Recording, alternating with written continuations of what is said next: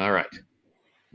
Right. Let me just copy the streaming link, and I'm pasting it into Zoom chat as well. If you guys want to do Twitter or other social media, let me.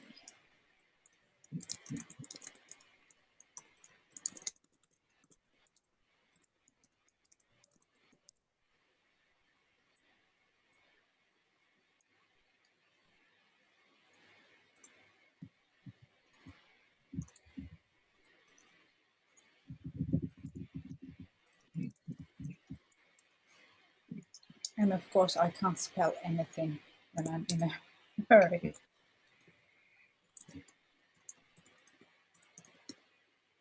Oh, the chills and thrills of watching live people sitting, looking at a screen, waiting for the clock.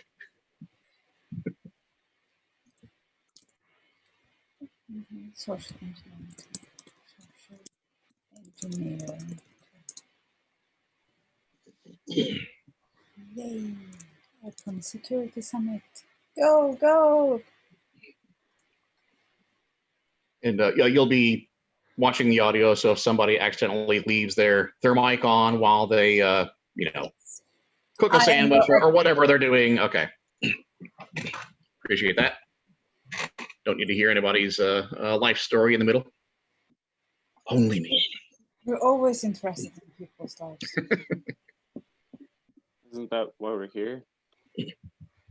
Sorry? Do not worry there.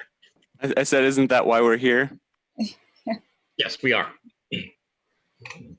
All right.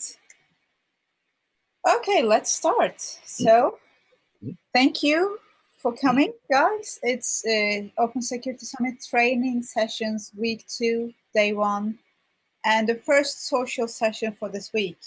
We are joined by Dave Mattingly, and he's going to run us through improv comedy as a social engineering tool.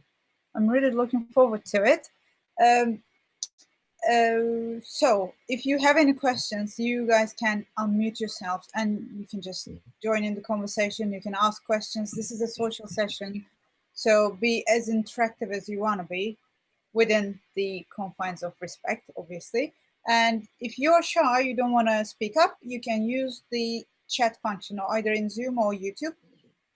As you can see, this is being live streamed and it will be on in the YouTube channel later.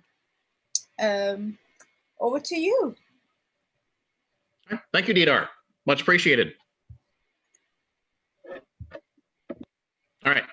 As she said, this is being recorded and live streamed. So if you do plan to share your video, please do wear pants. And if you don't want to be known, then use a fake name and hide the camera, all of that sort of stuff. Here is what we are going to do today. Hang on, I've got the control panel in my face here, not letting me see all my stuff. I know there's a way to hide this. Have you started the comedy yet? I'm sorry, what's that? Have you started the comedy yet? I never really stop comedy, actually. Or yes, my wife, I never really start. So no real telling. Okay, now I can actually see my screen, what we're doing here. Here's what we're going to be doing today. This is part of the Open Security Summit. And this is what, a 2-week, 3-week event, Didar, something like that? 2 weeks of training and 1 week of summit. Okay. So it's 2 plus 1, so it's 3 weeks, or it's 2 if they're happening at the same time, or if you use the metric system, it'll be different. I'm not sure. So yeah, this is an ongoing thing. There's going to be a lot of sessions throughout. A couple have happened, and there are still more on the way. Lots of really good stuff, and everything will be available later. The slides, everything else, because this is the Open Security Summit. First intro, I'm going to tell you a little bit about myself, how I got into all of this, and still trying to find a way out of it. Going to look at what is social engineering, for those of you who are new to the term. Going to look at improv comedy. What is it? How does it work? What is it good for? How can we bring it into life? look at ways that you can get more involved through books, videos, local groups, things like that, Slacks and Discords, and other ways that you can continue this beyond once we are finished here. And then we're going to do some exercises, some games, have a bit of fun. I hope somebody has a good personality, because otherwise you'll be stuck with mine. About me. I'm not a big fan of the bullet points and such.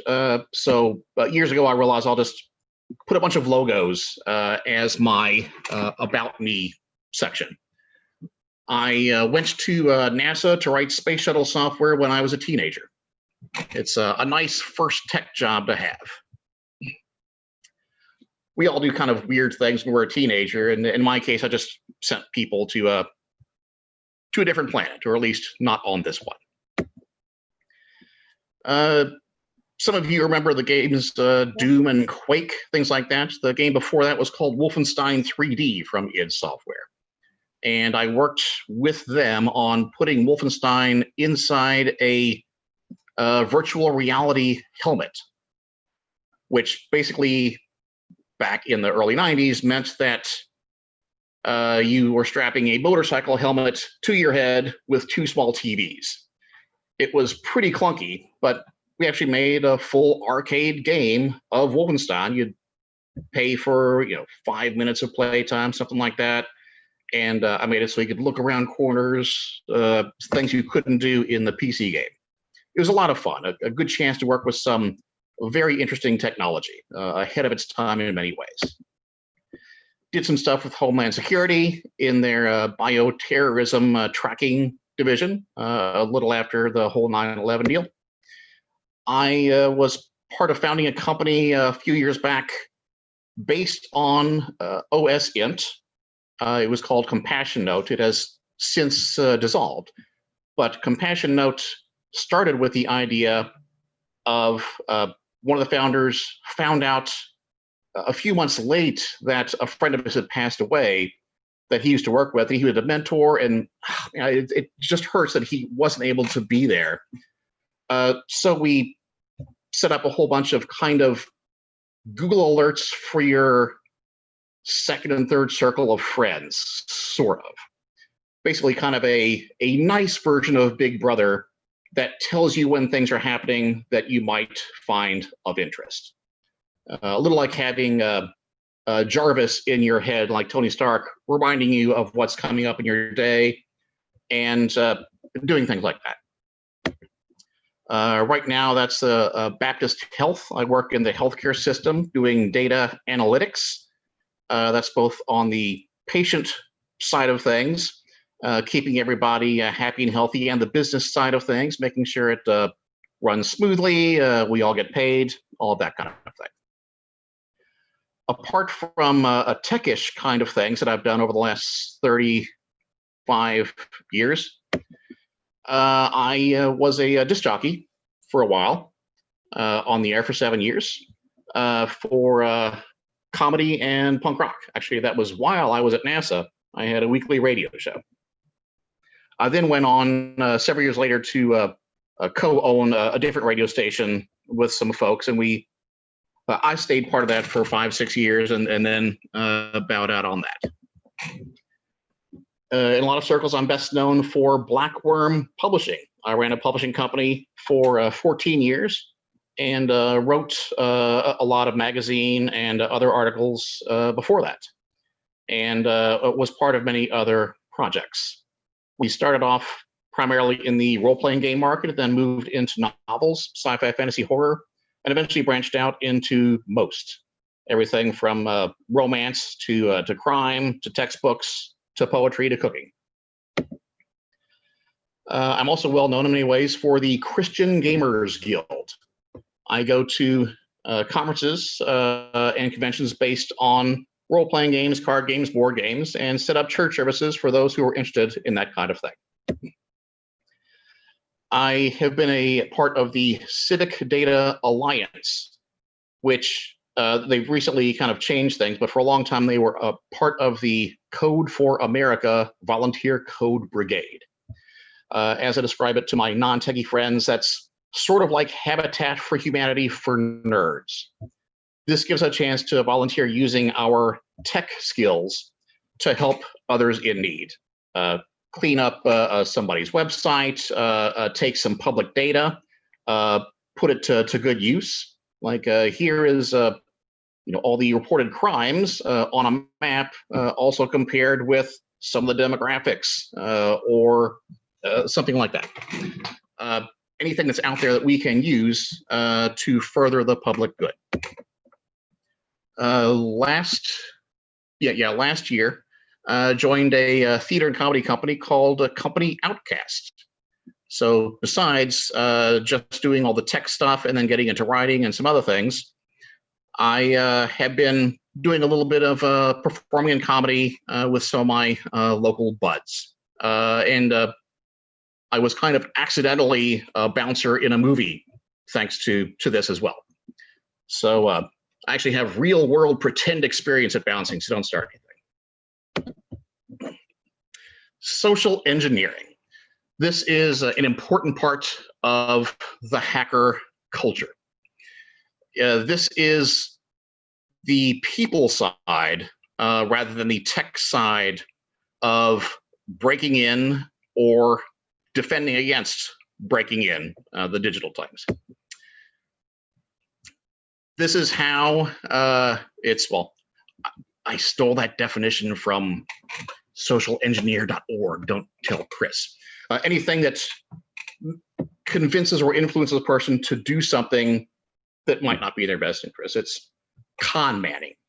It's pushing buttons, manipulating if you want to go that far.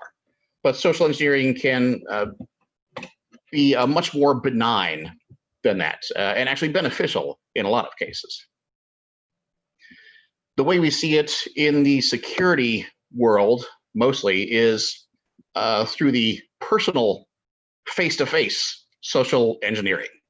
I am trying to bluff my way into a building because your boss hired me to try to break into your building by talking my way through, so he can find out, can people actually get in the building by talking their way through?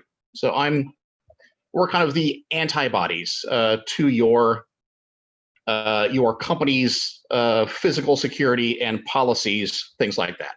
Make sure nobody gives out information or lets somebody in that shouldn't happen.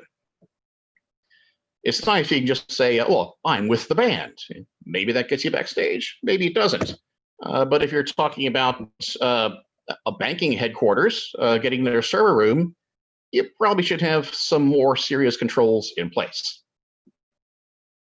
We've all heard, I assume, of phishing. It does not have to do with the band Fish. This is about trying to get somebody to click on something or respond in some way to an email that is usually not going to work out best for them. If you've ever gotten the, hello, I am a prince from Nigeria. I have $20 million I need to put into your account for 2 days, and I'll let you keep 100,000 of it when I take it out. Yeah, they want your banking information so they can rob you blind. That's phishing. It can also get far more sophisticated and personalized. You get the spear phishing of, I'm not trying to send an email out to 100,000 people. There's really only one person I'm trying to trick to click on this thing. And in the previous session from Stu, there were a lot of ways that you can find out all kinds of crazy things about your target, sometimes even within 30 seconds. He showed a video clip of people walking into a coffee shop. Hey, if you like us on Facebook, you get a free coffee. Oh, so you're gonna, hey, I just liked you on Facebook. Oh, all right, what's your name? It's John. Okay, and what kind of coffee you want? While that was happening, people outside, oh, we got him, his name is John, he just liked it. They found out all this stuff, so by the time his coffee was ready, hello, John, have fun drinking this coffee back at, this, your home address. And remember to go to your reunion for this college you went to, things like that. Really freaky just within a couple of minutes. Phishing, this is voice phishing. This is you get the phone call of your warranty on your car is expired. You better take care of it right now. And if you give me your credit card, we can get that taken care of. Or, hello, I am from Microsoft Tech Support. I'm here to fix a virus on your computer. Like that. It can, of course, be a lot more sophisticated than that and more effective, and we will look at some of those. A new-ish way is smishing or SMS phishing. It's phishing via text rather than email. Somebody sends you a text of, you have won a random contest you never entered. Click here to claim your prize. That's probably not a good idea. There are lots of other ways to social engineer to find out more about your targets and ways to get inside. One is what they call the watering hole technique. So where people that work there hang out, go and eavesdrop. If they have a lot of smokers and they have a smoking section outside, you go out there and hang out with them for a while, and you can learn a lot of things about people's names, what projects they're working on, and you might even just follow somebody back in without going through the proper channels. And tailgating, that's what that is. Somebody walks in a building, you just walk right behind them like you know what you're doing and you're supposed to be there even though you don't have a badge. It works very often. Back, probably 30 years ago, I heard the truism that if you want to sneak your way anywhere, just look busy and carry a clipboard. You can go anywhere. People are a bit smarter than that now, for the most part, but it is still very easy to follow somebody in.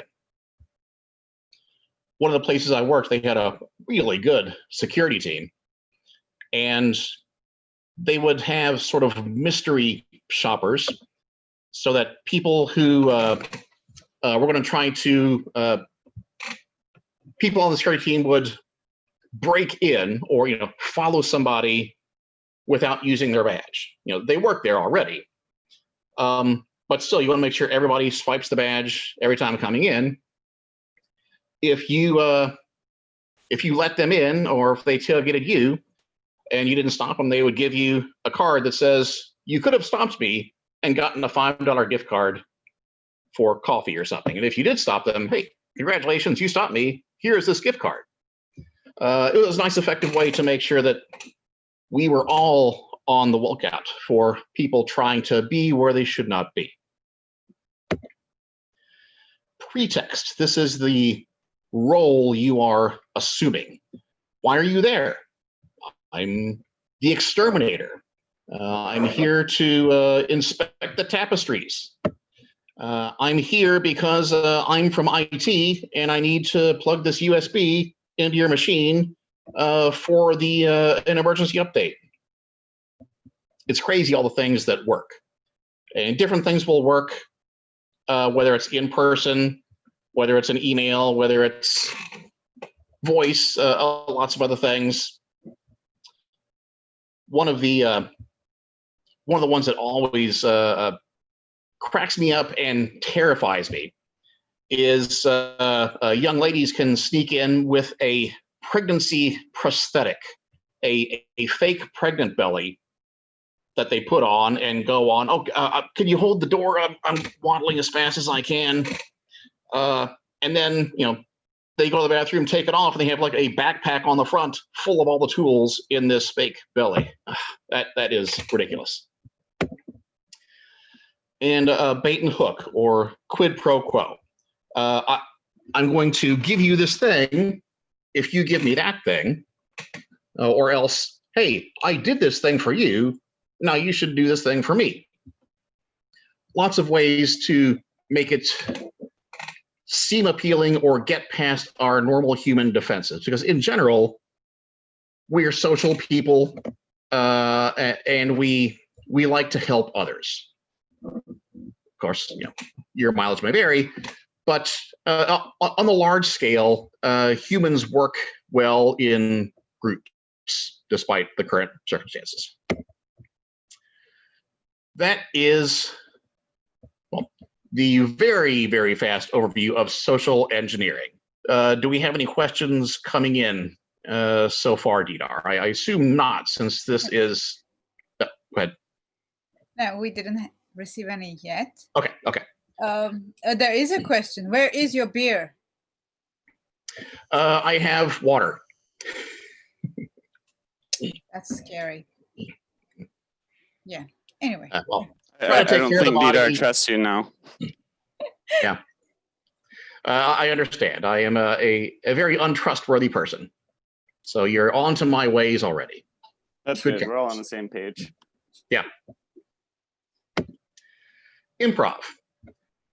Improv has a set of rules, and like in the pirate movie, there are more guidelines than rules. The one that most people have heard is yes, and you accept the reality in which you are given. You're working as part of a skit, and you get the suggestion from the audience of a profession, and you're firefighters. Okay, so I'm here. I've got the hat. I'm ready with my imaginary hose, and the leader says, "Oh, and by the way, you're also rabbits." Okay, so we are firefighters who are also rabbits. That's excellent. Now we run with that. I'm not a rabbit. I'm a firefighter. Yes, that's wonderful. I am a firefighter, and I'm a rabbit, and I'm ready to hop on up and squirt out carrot juice to put out the fire, something like that. You accept, and then you connect. You find something that you can relate to the audience.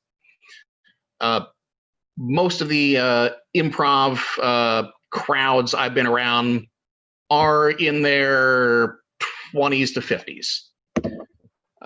If I'm, at a college where it's going to be primarily 20s, I might go for different types of humor or different ways to relate. If I'm doing it for a church, then I will do it different types of subjects and humor approaches I might go with. Don't want to push anybody away, but you don't want to do something that makes sense to you, but not to anybody else. So you accept, yes, and you connect with your audience, you respect. You're not doing improv alone. You are there with somebody else, and you are not competing with them. It's not a matter of I'm the best improv person. No, it's the scene is the boss, and the scene is best by you lifting up your partner lifting up you. And direct. In improv and also in social engineering, in many cases, it's easier to have some sort of motion involved in what you're doing. Sure, I could do improv just standing there and talking, but it's going to be more engaging and often funnier, or on the social engineering side, more distracting if I'm also doing a thing while I'm trying to talk my way past. You accept, you connect, you respect, you direct, and you project. It's scary, whether you are up on a stage or whether you're trying to get past a security guard. But on the other side of that is where you're going to succeed. Accept, project, and expect. Things are going to go wrong. And in improv, that's usually even better. It's even funnier. You and your partner and the audience all have a better time because I forgot that you were my mother and I thought you were my daughter in this scene. Or if we're asking for a profession and it's something I'd never heard of and I can barely pronounce and I can't get the words out. That's funny. Social engineering, if we are doing it as a pen test or penetration, you hired us to try to sneak into your company so that we can tell you how people can sneak into your company, then us messing up means that you catch us, which is great for everybody. We all win. Guiding principles. These are two things that I learned early in my career from some of my coaches and improv colleagues that have really helped me with improv and with a lot of other aspects of life as well. Awesome is on the other side of fear. We want to be awesome. Awesome is great, but awesome isn't inside our tiny comfort zone box. Stretch your comfort zone a little bit and then keep stretching it until that is your new comfort zone. And then take a breather and then stretch it a different way. And pretty soon your comfort zone is you can roll around on the floor in your comfort zone. It's not a zone because it is anywhere you need to be. And this one actually might be an outlandish claim rather than guiding principle, but my first coach did say that improv enhances every other area of life. Everything in your life will get better with improv. And in a lot of ways, that is true. Getting better at improv improves my ability to communicate with others. This will sound strange, but it helps reduce stress in my life. And now I get my connection is unstable, so I hope the audio comes through without me sounding all robot-y and weird here. It's okay so far. Okay. But if I last night was a fireman rabbit, and then this morning at the office, oh no, this number on the report is wrong. Oh, we'll change the number. Okay. I was a firefighting rabbit. It's not a big deal. The stress just kind of rolls off when you get used to it. It does give us a number of skills. Active listening. You're up there with your improv partner who comes up with an idea, and oh yes, we're on a submarine, and instead of a periscope, somehow we have a kaleidoscope.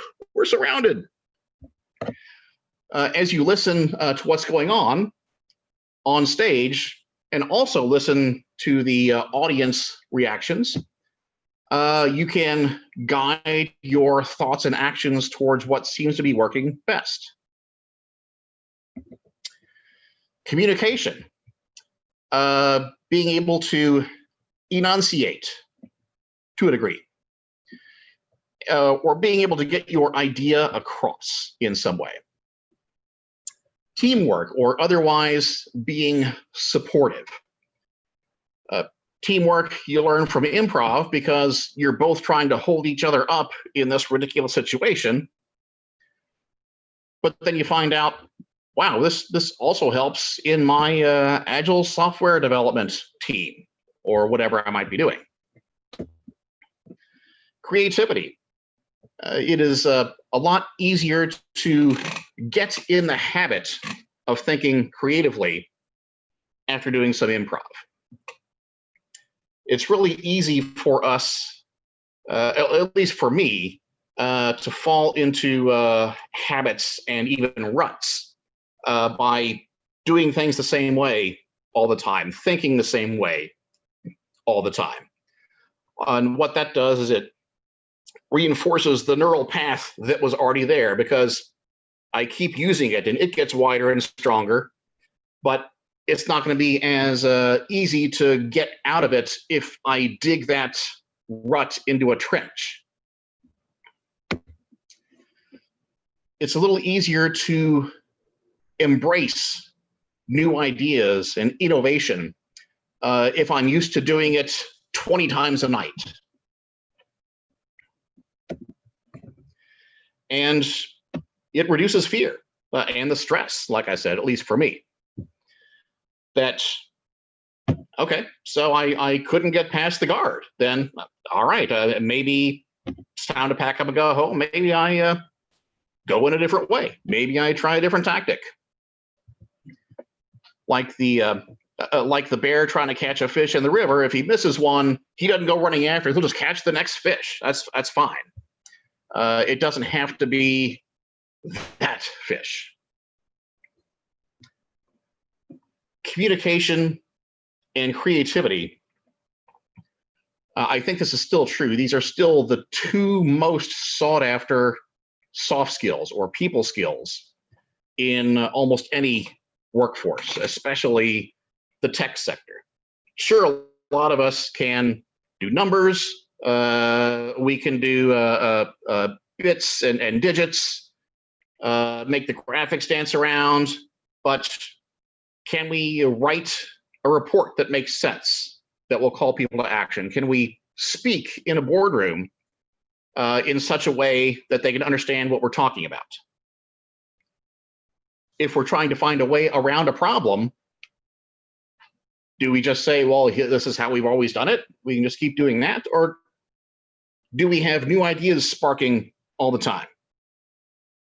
Back 15 years ago, I had a stroke, had learned to walk and talk again. And there are a few things that helped me get past that, and improv was a way, because I was always turning the gears, focusing on new ideas and supporting those around me. And that kept building new neural pathways instead of just the old ones, because some of those were no longer there. Part of my brain suffocated and died. I had to learn different ways to make things happen. And resilience. So not just the physical resilience or mental, like happened to me, but if you're up there practicing improv and your joke bombs, that's fine. We move to the next thing, or we go to the next scene, or whoops, maybe I should stop talking about that and let the rest, you two, kind of finish out the scene, and I'll take a back seat to it. If that happens, and then all of a sudden, I lose my job, or my boss calls me out on the carpet, or my car gets wrecked, I can come back from that a little easier and stronger and faster, because I'm used to getting back up after being knocked down. Those are the rules and principles that I tend to focus on when it comes to improv, and the skills and benefits that we can get from it. And as you can see, the middle column there applies to improv, but those skills are useful all throughout life. So maybe that second outlandish claim isn't that far off. Any questions or comments yet, Dieter? No. Okay, all right. Everybody's with me, or everybody's asleep. Either way, I win. We're all listening. Yeah, okay. Yes, you're rapt with attention, because I am an expert, only in the sense that an X is a has-been and a spurt is a drip under pressure. I'm that kind of expert. Stay creative. There are ways that we can keep our brains active and practice these skills. Not just reading a book, not just watching Who's Line on TV or something like that, that we can actually be a part of the community. Many cities have local improv groups.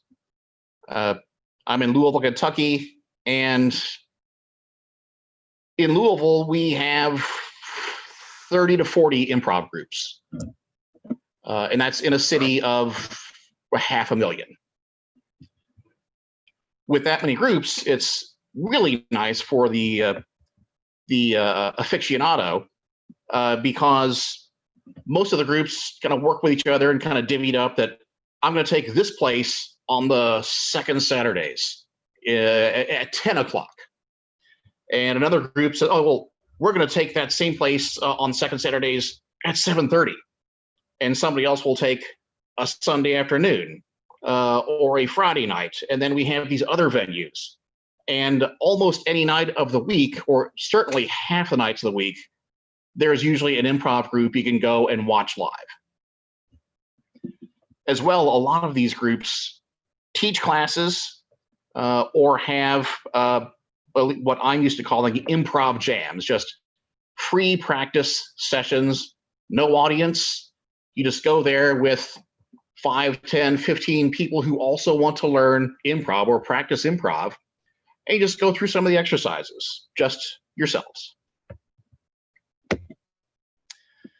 And, on local improv groups, I'm wearing my pin for Ryan Kemp, one of my early improv buddies. He died a few years ago, but everybody in the improv community loved him. I think at one point he was in 11 different improv groups at the same time, all throughout Kentucky. He would drive 5 hours to go and be with this group on a night. They come over. It was ridiculous. I think everybody in the state had performed with him at one point. But he brought everyone together. Everybody liked him, loved him. He was all about uplifting people, supporting the partners, helping us get better at what we were doing. So on the anniversary of his passing, we all get together for, instead of improv, Kemprov. So we have a kind of all-star where we have, say, 40 improv groups from around the state send a couple people, and we play a lot of the same games that he loved the most. It's really touching, and he did, in fact, also touch a lot of lives. Other ways to stay creative. The 48-hour film project. This happens around the world. I think I first heard about it 10 years ago, maybe. It's been happening for at least 20. I forget how long. But it's in cities all around. And the way it works is I get together with my team. Hey, do you want to come? Yeah, let's do that. Let's get together and let's enter this thing.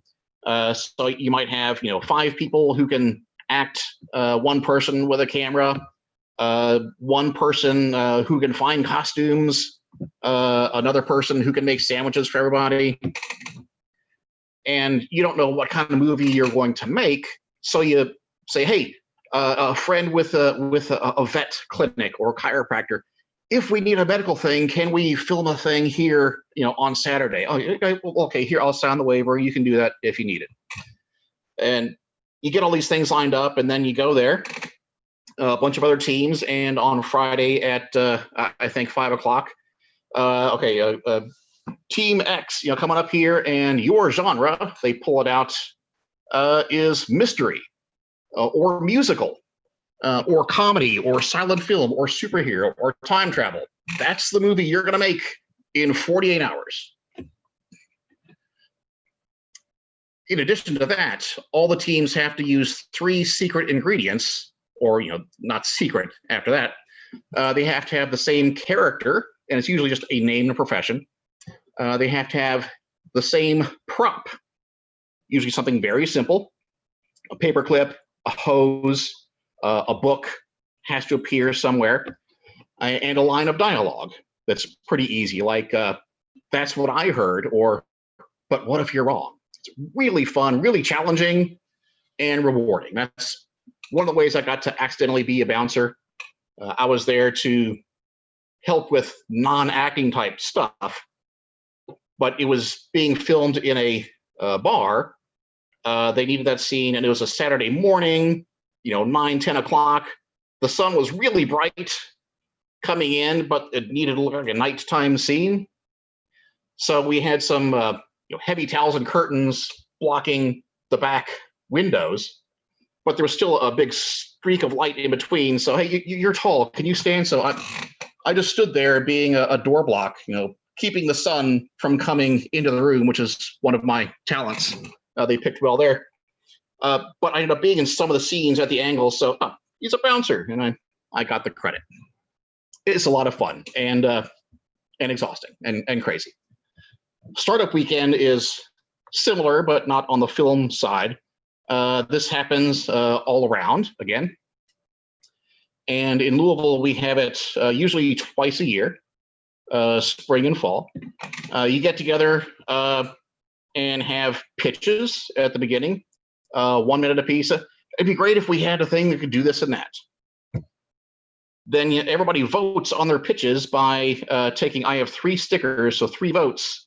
I poke on, I like this idea. I'll put one on there, one on there, one on there, or I love this one. I'm going to put all my 3 on this one. And then the top, several teams get together and, okay, my main one didn't get picked, but I like this one. I'm going to work with you, and we're going to make the app to help get you a pizza cheaper or whatever it might be. Then at the end, there's prizes. You might actually form a real company, you get to work with real business mentors, executives, coaches, and you eat a lot of food. Many hackathons all around. Some of these are involve prizes. Some are just volunteer giving back. Games. Show you a few games. This one helps me stay creative. Who would win? It's one of my favorites. Who would win? Very easy to learn. 2 players at a time. I'm going to play both for the moment. We each take a person card. In this case, Karl Marx and Mickey Mouse. So the first person has 20 seconds to say why Karl Marx would beat Mickey Mouse at butlering, or tug of war, or darts, or demolition derby. It really keeps the brain going. And then the second person would have 20 seconds to say why their person, and then others would vote who gave the best argument, and then the winner of that would then play the next person in line. A lot of fun. And my son would always like playing that on road trips. He would pull and ask questions while we're driving, and he would be one, I'd be the other. Doesn't take a lot of attention. He can still drive and come up with a reason why Darth Vader would beat Shirley Temple at pie eating or something. Once Upon a Time is a nice storytelling game. You all have cards. Maybe mine is princess and dragon and cave or something, and everybody has their own cards. We're trying to find a way that I could say, oh, and then a princess entered the story because of what you just said. It's like a round robin writing project, but we're all trying to use our given things the fastest. Some others I don't have listed. Apples to Apples. Many of you have heard of this, or at least the naughty version, the Cards Against Humanity, kind of grew from that. List Off is a nice trivia game based on categories and trying to think up more than your opponents. So if the category at the time was Marvel superhero movies, and there are 4 of us, I'd say one, you would say one, he'd say one, he'd say one, then I can't think anymore, I'm out. Now there's only 3 people, and they continue until we get down to just one person who can still say something. It's a fun way to learn to push your brain all the way down into a category exhaustively, which comes in handy in our OSINT and social engineering prospects. Why did the chicken? This is a joke writing game. Why is the blank in love with the blank? What happened at the wedding between the blank and the blank? Why is blank afraid of blank? And you got, what do you get when you cross a lion with a pizza? What did the potato say to the psychiatrist? Anything like that. Everybody has little index cards. You have 1 minute to write down all the stupid joke one-liners you come up with for the answers. Put them all in a pile. Then at the end, the judge for the round set me up. Okay, why is the thing in love with the thing? Because, and he gives you the punchline. And then because, the next punchline.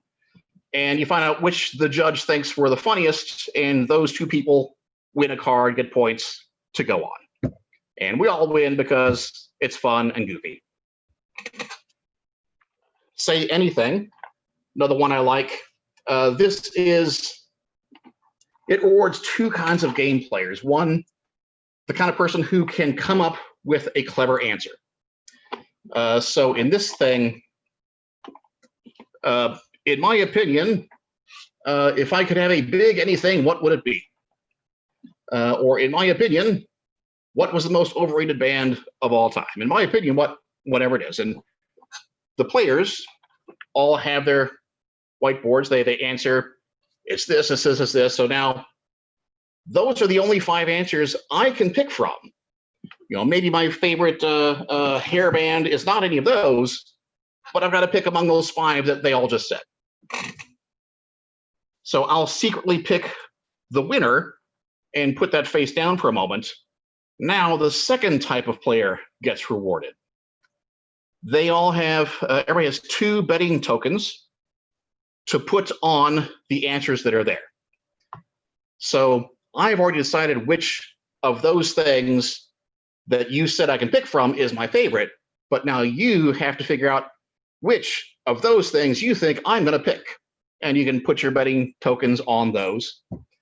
So if you are good at coming up with good answers that get picked a lot, you can win the game. Or if you're good at reading what this guy thinks this other guy is going to think and put your tokens there, you can win even faster.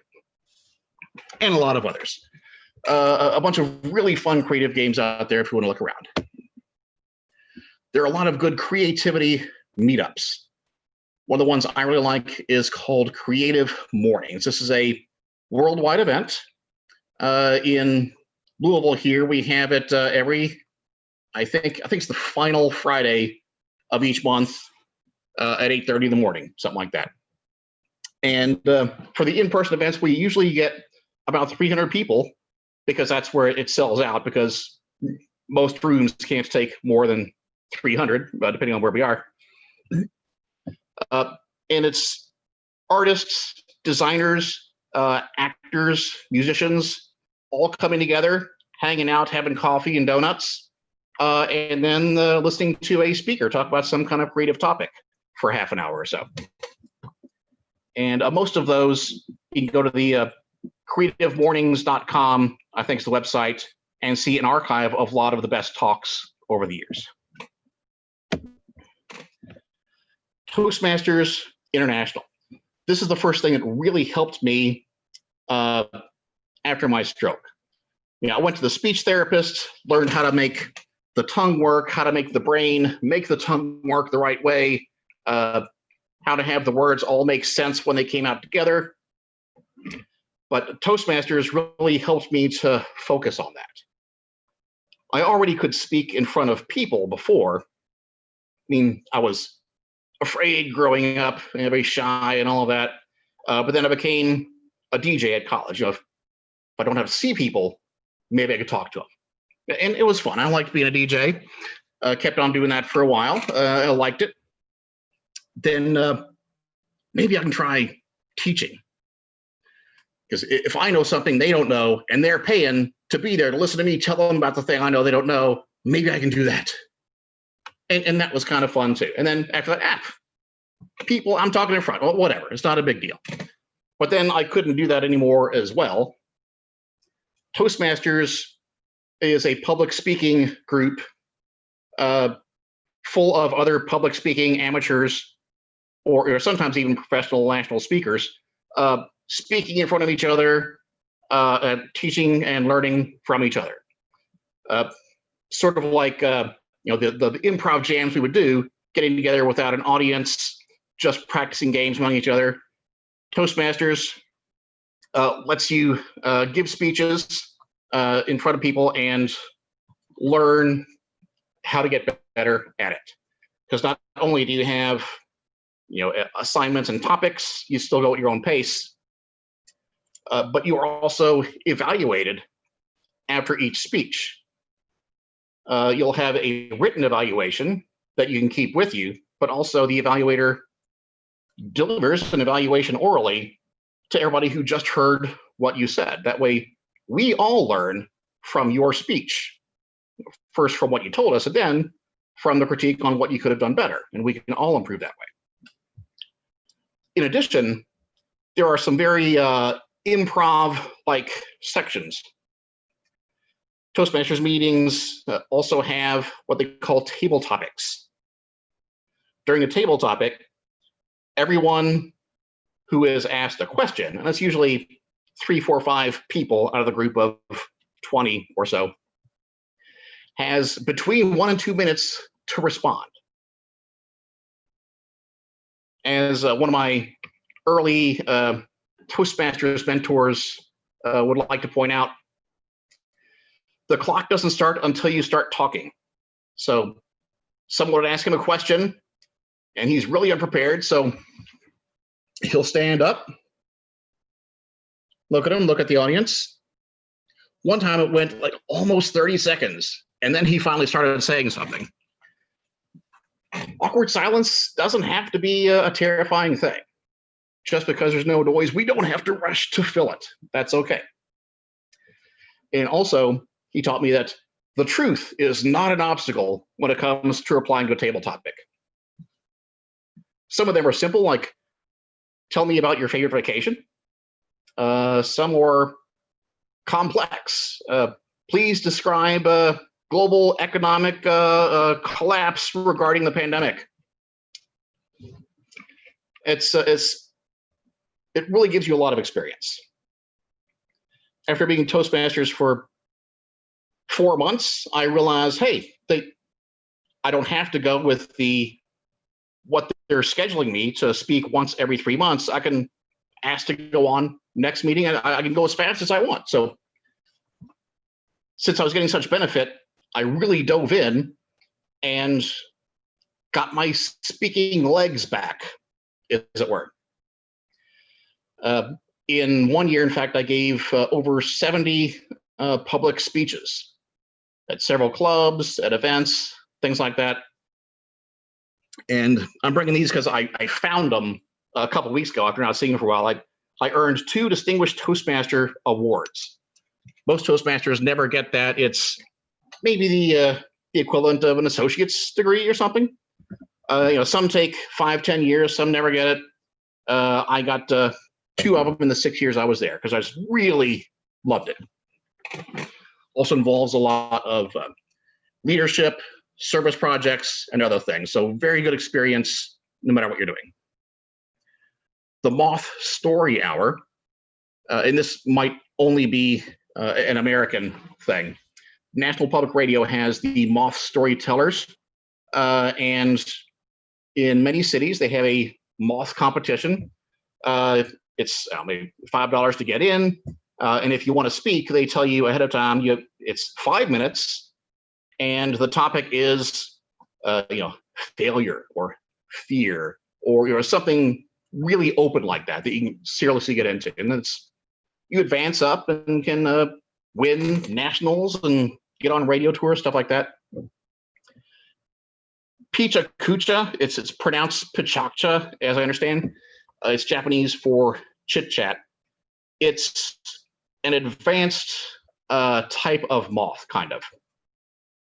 You're presenting from slides that you prepare, but the slides auto advance every 20 seconds. You have 20 slides, 20 seconds apiece. And I think there are some tech events like maybe Microsoft's Ignite was like that, and I think a few others.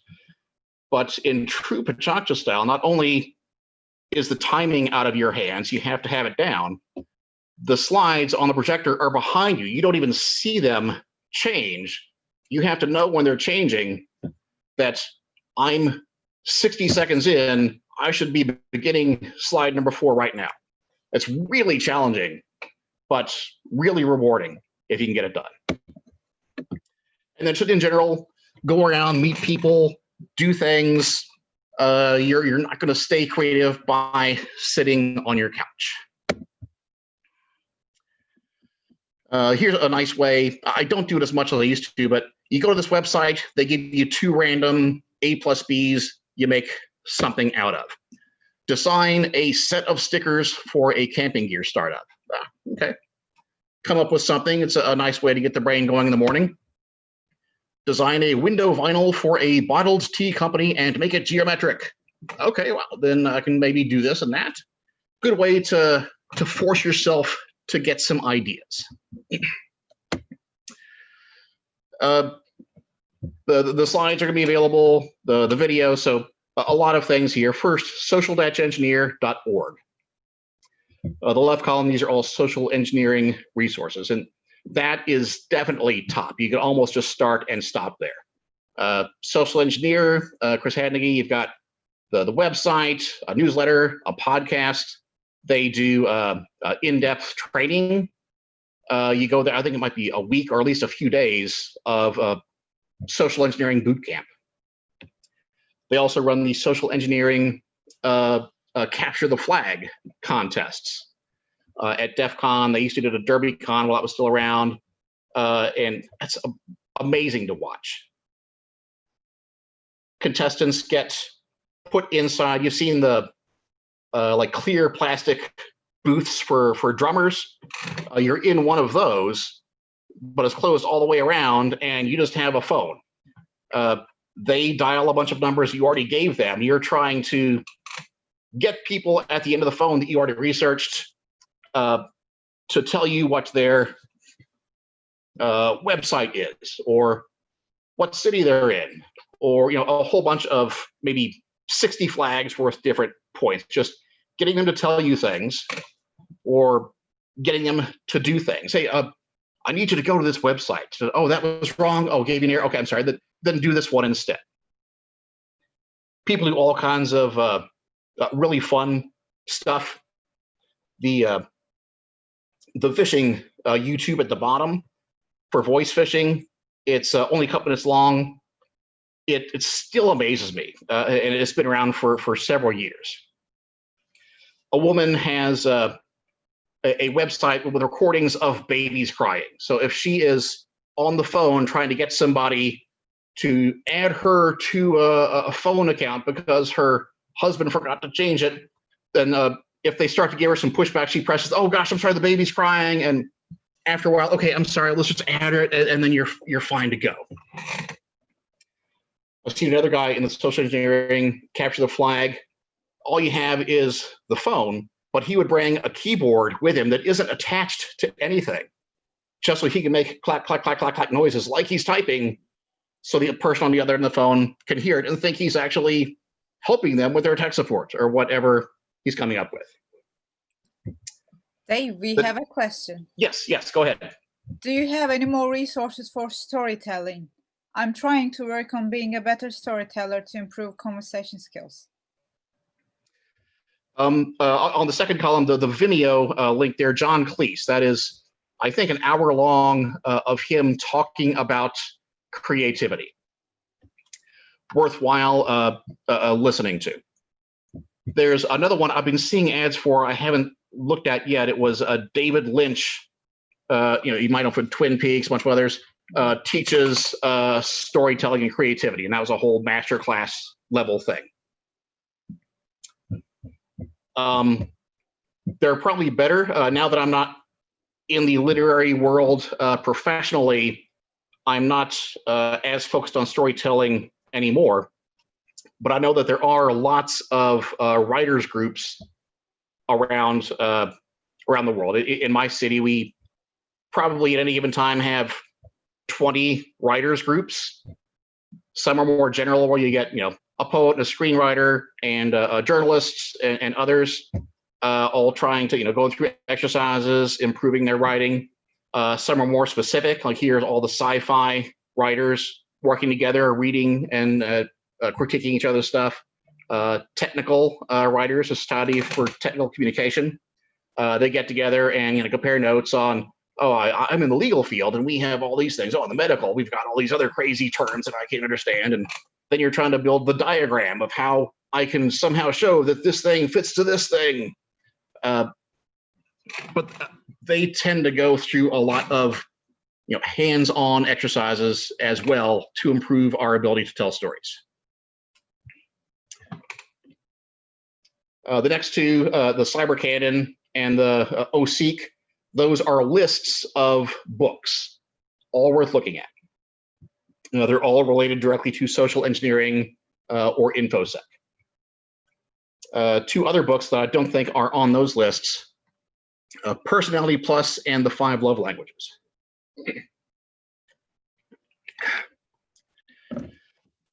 Personality Plus looks at the Hippocrates, we know him as the father of modern medicine, first do no harm.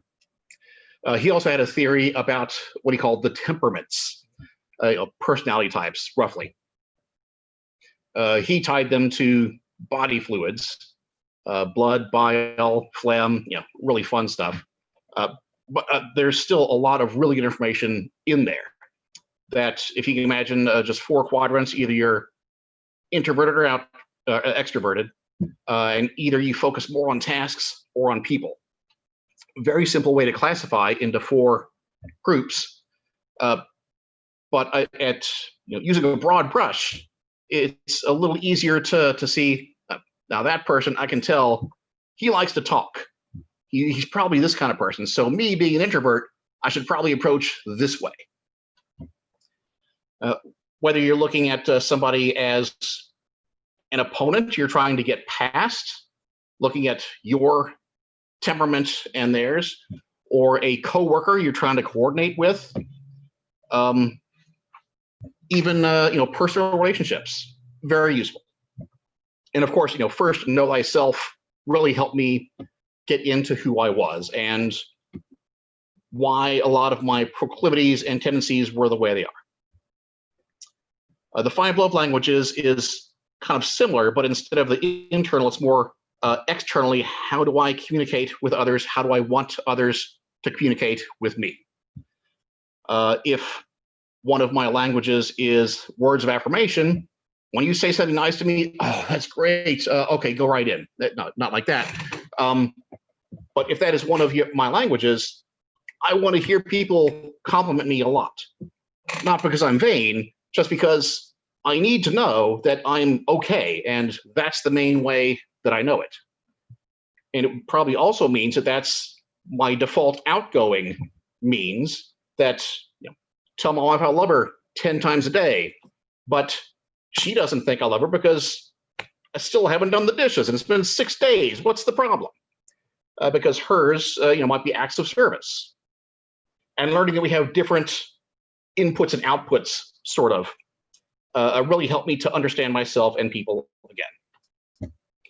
The Phishing I mentioned, the last YouTube in this column is from Johnny Long, who runs iHack Charities, and it's all about no-tech hacking, stuff you can learn just by looking at people. Maybe they have a badge showing where they work. Maybe their car has 7 bumper stickers, and you can guess where they live and how they vote. Things like that. It's amazing the stuff he can get. It's like Sherlock looking at you and having all these words pop out on the screen. Oh, he has 6 dogs, and one of them is this type, and he has a bad leg because of this, and all this information just jumping right out at you if you know how and where to look. On the improv side of things, some references I like. The Improv Encyclopedia, there's a lot there, but specifically, this link goes to what they call the rules of improv. And there are maybe 9 sets of improv rules, depending on which improv school of thought you might subscribe to. They go into detail, and there's a lot there. Improv Everywhere is a lot of fun. It started in New York, a guy who couldn't get a comedy gig, so he started just doing improv without telling people he was doing improv out in public. One of their early ones is the no pants subway ride. He got on there, nice business suit, nice shine shoes, briefcase, boxers. It wasn't, really bad. Just ride the subway like normal, didn't say anything. Next stop, somebody else gets on, dressed up nice, but not wearing any pants. You're both there, riding the straps. Next stop, somebody else. You've got this whole, car with 10 people, all dressed nice, but not wearing pants. And then the final stop, somebody comes off, I'm selling pants for $1. Here, you can have these. Really fun. It gave those people a story they'll never forget. Do a whole bunch of other really fun ones, like they happen to be in a major electronics store. This will go unnamed, all wearing a blue shirt and khaki pants, one at a time. You're kind of wandering around. But then they all, gradually went over to the headphones, listening to the music, and then on cue they started doing a synchronized dance for no reason. Well, because it's funny is why they did. The random parade is funny. There's a woman with the majorette costume and the baton, just out there on the streets, people wandering around, and my parade leader is gone. Excuse me, sir, can you carry this baton and my parade will follow you? Well, it's only her, as far as you can tell. I'm only going up here to the end of the block, and I'm catching the bus. Oh, that's fine. We'll just follow you there. Okay, you carry the baton, and then 30 people in marching band outfits come behind you as you walk down the end. So you had your experience as being a parade leader for the day. They do all kinds of amazing, crazy, bizarre things like that. John Cleese, I mentioned, and I did mention, but he's from Monty Python, one of the most influential comedy groups, skit comedy of all time, I would say. In fact, last year, Company Outcast, that I mentioned, the theater comedy group I joined, we came up with a Monty Python tribute show of all original, locally written comedy in the Python style. Now, it's my first time writing a comedy skit for other people to perform. I've written stuff for myself, and I'm sometimes known to be kind of funny in real life naturally, but writing things for other people to do to be funny, it was new to me, and I liked it, and they had so much fun with it, they made it the opening number. A few articles, the Read Beyond Improv, I think that one might be a paywalled, but how improv is useful in life, how it's useful at work. And then the last one was a TED Talk of humor as being the ultimate life hack. And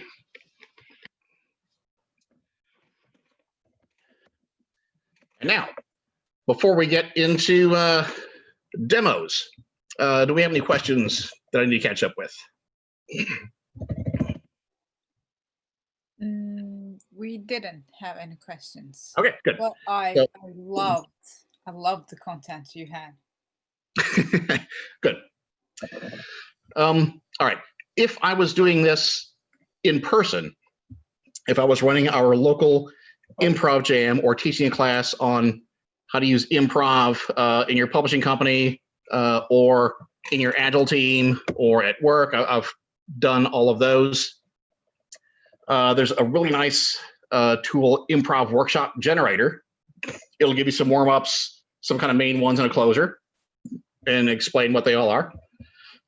One of the ones that I like to go through first is 5 things.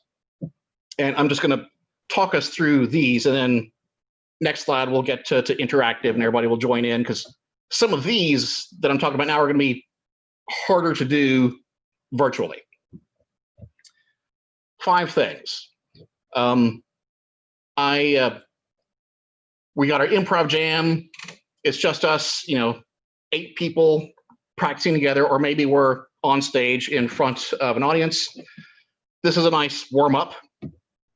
Just like if you are an athlete, you want to stretch first. If you're a singer, you want to me. This is a way to get the improv juices moving. 5 things. Tell me your 5 favorite movies. Go. And we all hit our knees, and you say, my one favorite movie is this. That's one thing. And we go back, and another movie is this. That's 2 things. And they go, that's 5 things at the end. Yay. And we all go crazy for you. And then you pick who you're going to ask a question and which 5 things you want them to say. Your 5 favorite foods or something like that. Bippity bippity bop. A little like the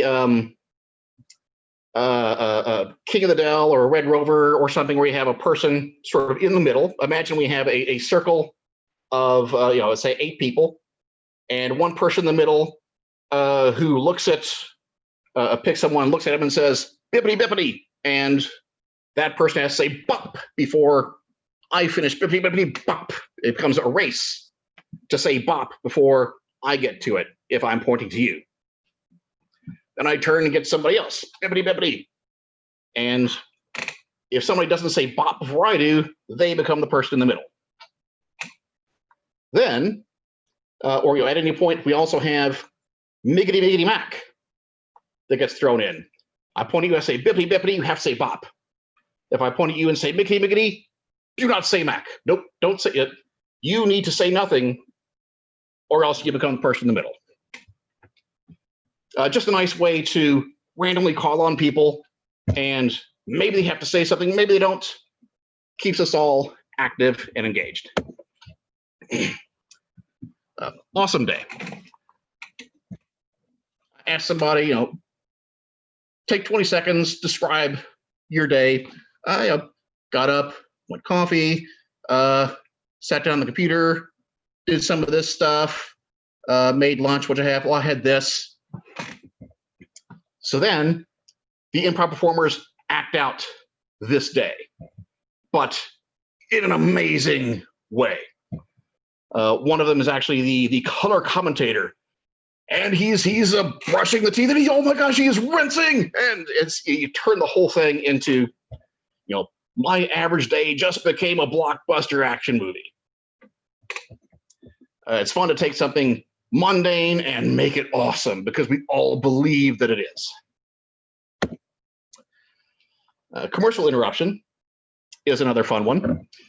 I would pick a random thing. I've got a Beethoven 3D printed head. Right.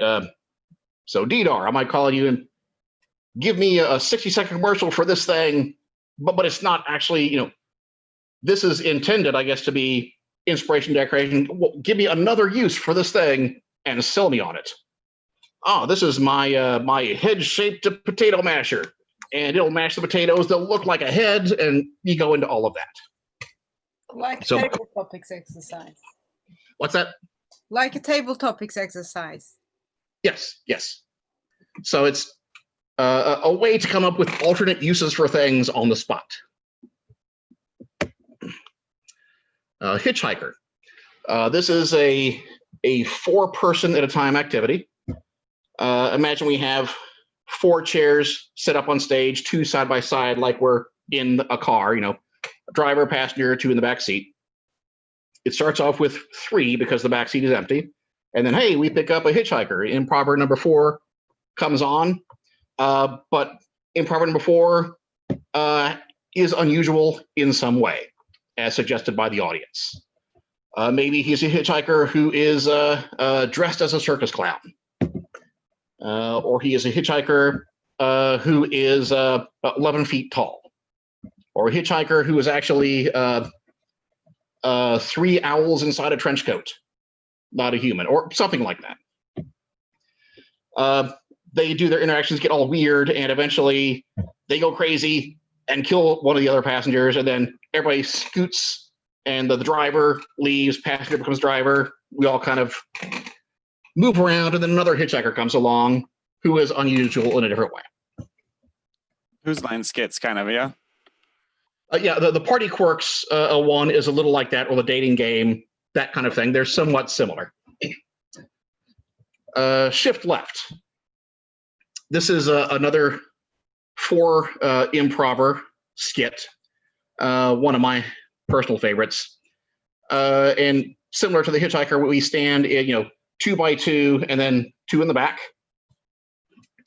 I the MC or leader will ask, okay, give me a situation for two people. They're on a date. Okay, you two, person A and B, you're on a date. Now shift left.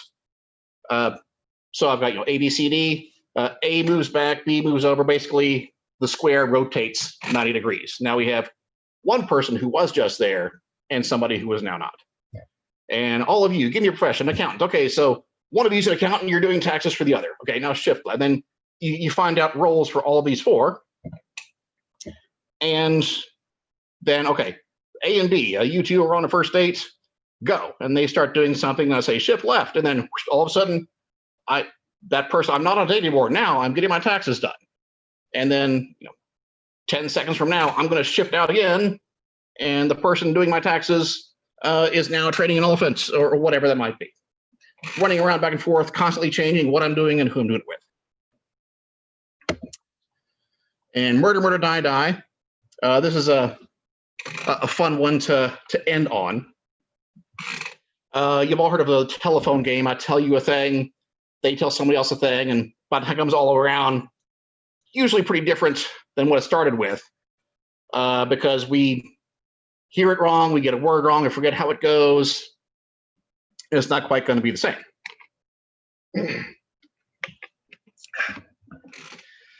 Murder, murder, die, die is along those lines. You have usually 4, maybe 5 improvers. One of them is chosen to be the first victim. The other 4 leave. The audience then suggests a location. Is a treehouse, let's say. They suggest a murder weapon that might be a pickle, and an occupation. The exterminator. Okay, so now the first offstage comes in. They didn't hear because a bunch of noises.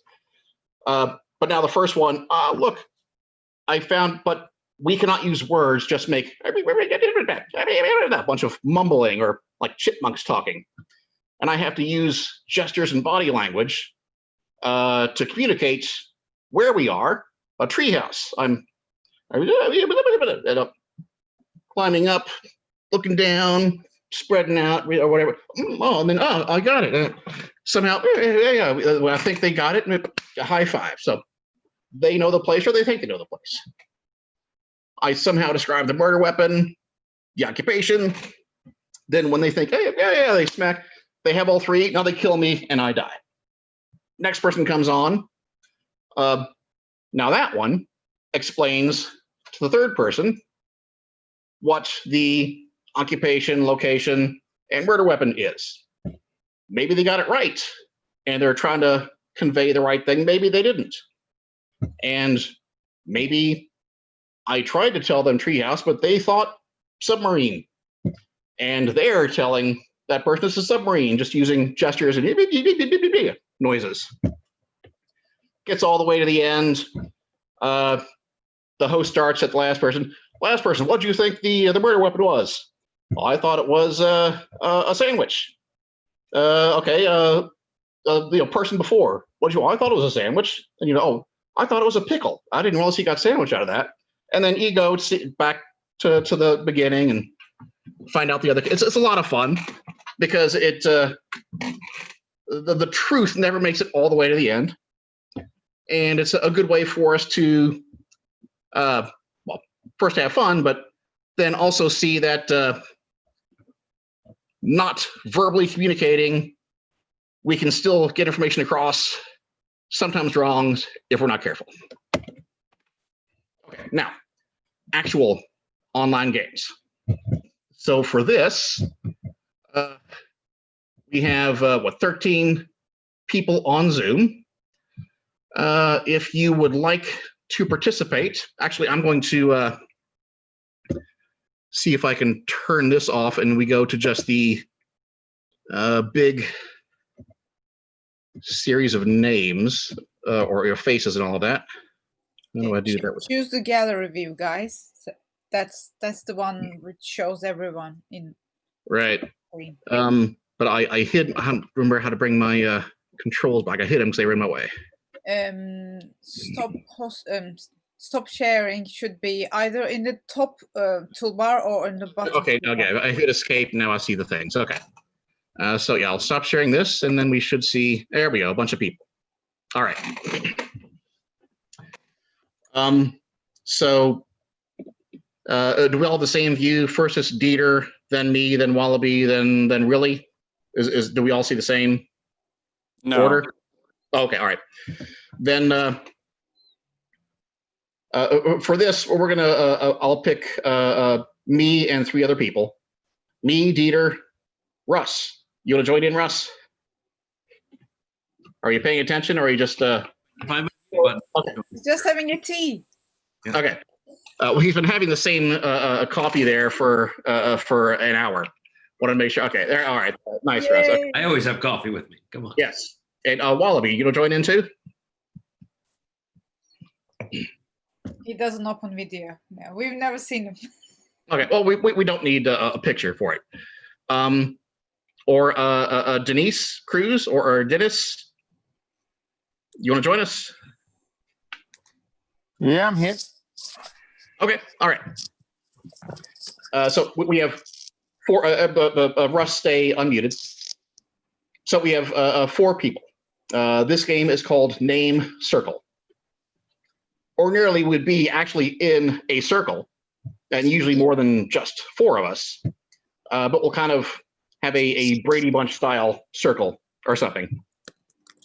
I am going to say my name, and usually I would point to I would point to Russ and say Russ. I would keep my finger out, so we already know that I've gone and I've called on Russ. Russ would then choose somebody, and Russ either the pointing doesn't work, but you want to pick Dieter, or is your name Denise? Dennis? Denise? Okay. Pick one of them. Denise. Okay. Dennis is fine. Dennis. Yeah, you would point to the only person left who is not pointing, who is Dieter. So Denise, say Dieter's name. Peter. Okay. And then Dieter, I started, so you would point to me and say Dave. So now I called on Russ, Russ called on Denise, Denise called on Dieter, and Dieter called on me. We've established an order. Right now we have 4 people. If we had 10, it'd be a little more interesting to try to remember who's pointing to who and all that. But now that we've done it, this is where my activity, we do it the same way, the same people. So Russ. Dennis. Peter. Dave. Yep. Russ. Dieter. Up. Messed up already, didn't I? Dennis. So, okay. Russ. Dennis. Peter. Dave. Okay. Might do that one more time and then try going a little faster. It helps us say things, move our body, interact with those around us. And now I've learned at least one person's name, the person I was pointing to, if nothing else. Then we might do the same thing, but picking different folks. So I might point to Moniera, who might then point to Adam, and then point to Andrew. Andrew would point to me. And then we do that once or twice. And then I point to Moniera again. While Moniera is speaking, I also point to Russ. And Russ, points to Denise, while Moniera is pointing to Andrew, or whoever that was. And now we have 2 circles going at the same time in different directions, different people. So we're juggling these 2 sets of ordered lists in our heads, trying to remember who pointed to us and who I'm supposed to point to when they point to me. So that is the name circle. Nice way to warm up a group of improv jammers and also teach us some of the people's names. It might not stick with us, but we've heard them and we've at least said 2 of them. So it's a good way to get to know some people. All right. Next up, word strings. This is very similar to name circle. but instead of names, I kind of have 3 different volunteers here. Just unmute yourself so I'll know that you're interested. Dieter, you're welcome to join again.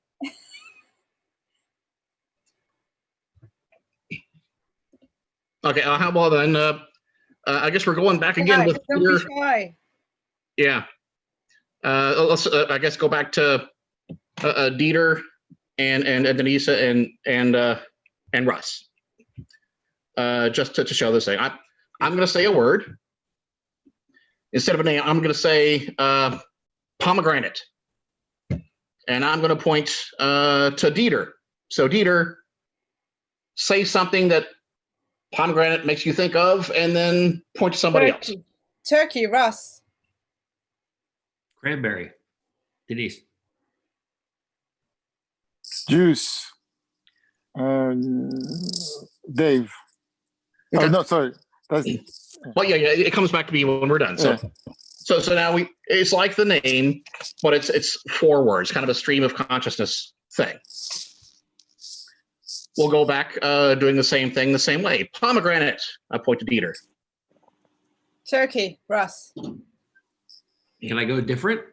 Can I go stuffing? We're doing the same thing. Ah.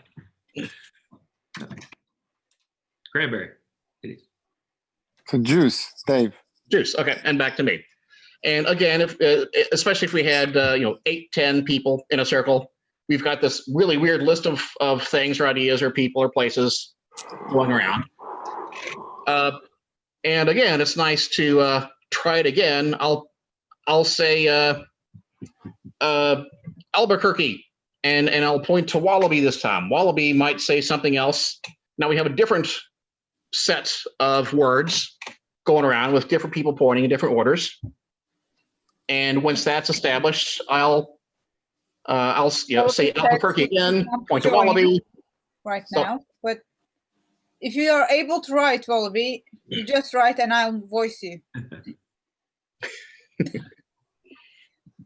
Wait. What did you say? Albuquerque. Yeah, Albuquerque, go Wallaby.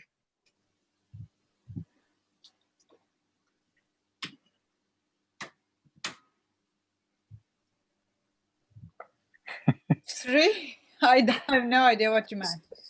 Okay, that's fine.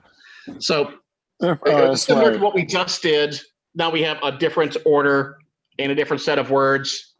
And after maybe the 3rd time, me saying Albuquerque, pointing to Wallaby, Wallaby would say something, point back. Then I'd point to Russ. I just did Albuquerque. I'm saying, hey, pomegranate. And then Russ has to, well, we're doing pomegranate. So I have to say, or it was Dieter. And then Dieter would say turkey. And now we have 2 different set of word lists going at the same time, opposite each other. Another good mental exercise. Instead of names, now it's seemingly random things. Keeps our brains awake. Weird potato. It's like hot potato. Again, imagine we're in a big circle. I have a potato. It's not a normal potato. It is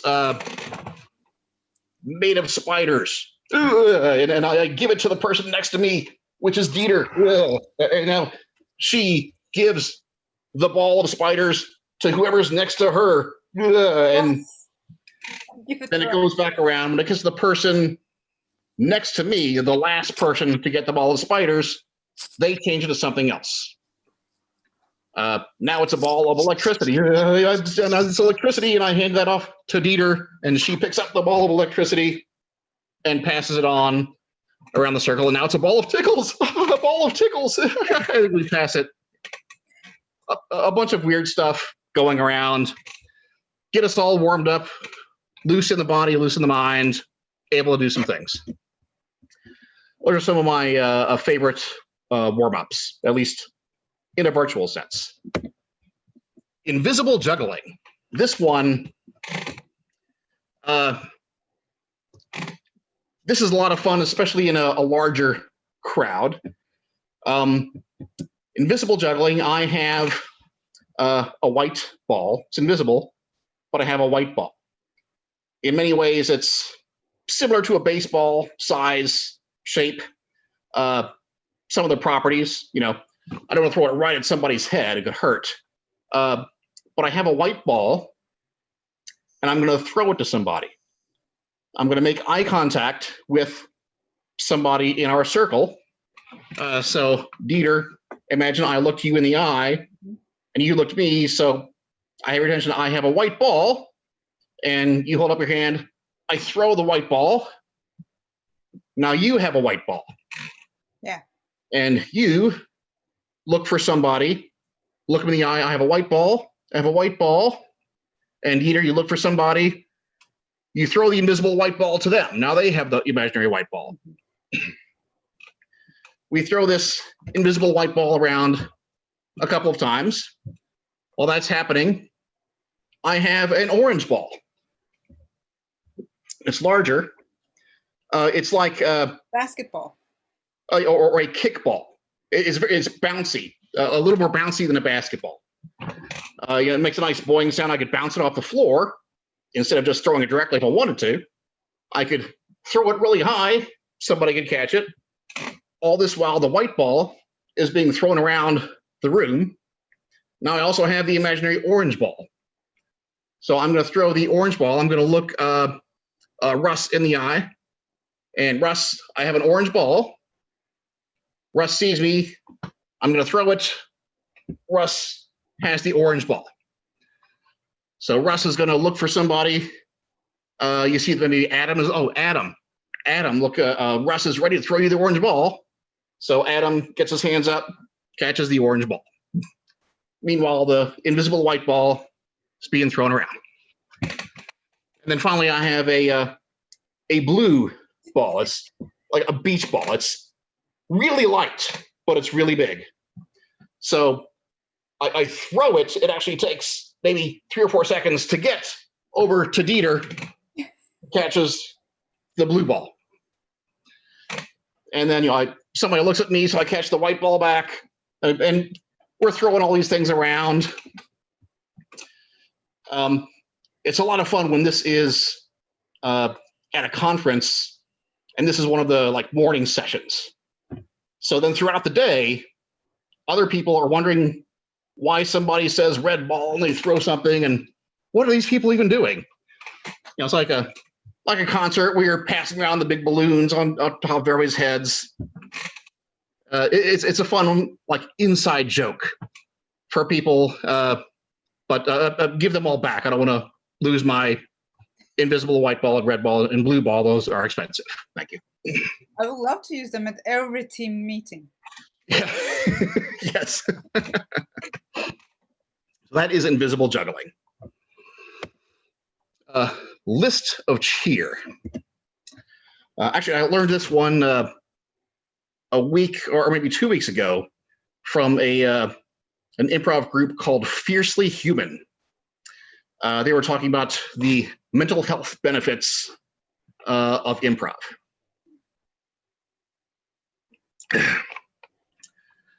List of cheer. It reminded me a lot of the 5 things. Give me a movie. One thing. That's 5 things, and then 2 things. So in this case, it's only a list of 3. So instead of Dieter, can I get another volunteer? Very, very simple questions. Come on. I know Dennis is out. He wrote in the chat. Well, okay. So Denise, tell me one of your favorite fruits.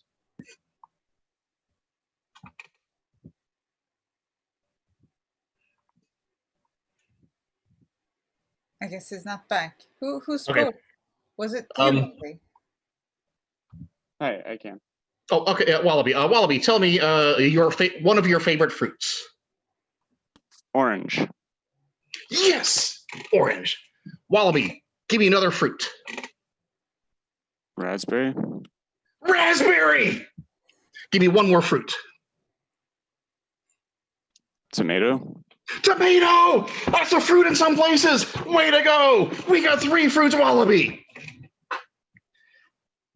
it's like the 5 things, but we start off with a yes, and then a yes, a bigger yes, then an amazing yes. Way to go. We got 3 fruits from Wallaby, all the way from Australia or wherever it happens to be that wallabies are. Thank you, Wallaby. And when we were doing this, I think we had, all right, thanks, Wallaby. Appreciate your support. I'll expect my my commission in the mail later. I think we had 80 people on a Zoom. So we would all, yes, and then yes, and everybody was going crazy when the 3rd thing came out. We get the whole team to join in, cheering on our friends for coming up with 3 fruits, whether they're real or not. That's beside the point. They came up with 3 things that may or may not be fruits. I almost went with something that wasn't a fruit too, but hey. That's totally okay. It's you gave 3 answers. That's all that it was. It's improv. Yes. It's also good when you're asking questions at a meeting and somebody gives you a really stupid idea or they're not paying attention. You can still encourage them. It's all right. Yes, boss, you're right. That is exactly what we should do. Whatever the hell you just said. Good skill to have. Yes. And I like my coffee like I like my women. We'll come up with a thing. A coffee is an easy one to start with. And whoever wants to jumps in and says, I like my coffee like my women, or men, as you may. And they say why. I like my coffee like I like my women, strong. And then somebody else jumps in. I like my coffee like I like my women, bitter. Or sweet, or mocha, Fresh. or whatever it might be. Then we get another suggestion from the audience or the team or whatever. Now suddenly it's I like my women like I like my bicycle, and well, I like my women like my bicycle. Tired.